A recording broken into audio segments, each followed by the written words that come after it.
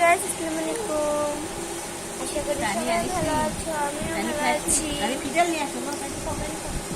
এই দেখো, আজকে অনেক ঝাল দিয়ে একটা আলু ভর্তা বানাচ্ছে। দেখো, কাঁচা মরিচ দিছে, শুকনো মরিচ দিছে, কত কিছু দিয়ে এটা বানাই দিছে।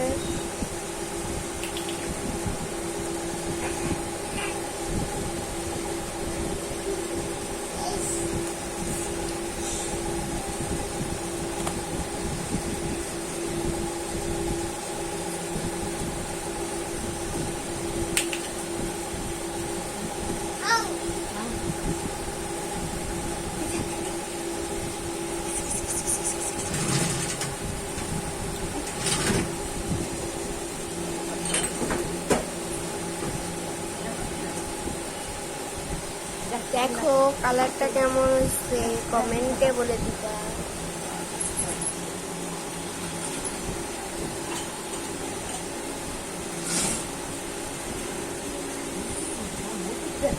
তো গাইস, টাটা, আবার দেখা হবে নতুন কোনো ব্লগে। ততক্ষণ পর্যন্ত সবাই ভালো থাকো। আল্লাহ হাফিজ, টাটা, বাই বাই।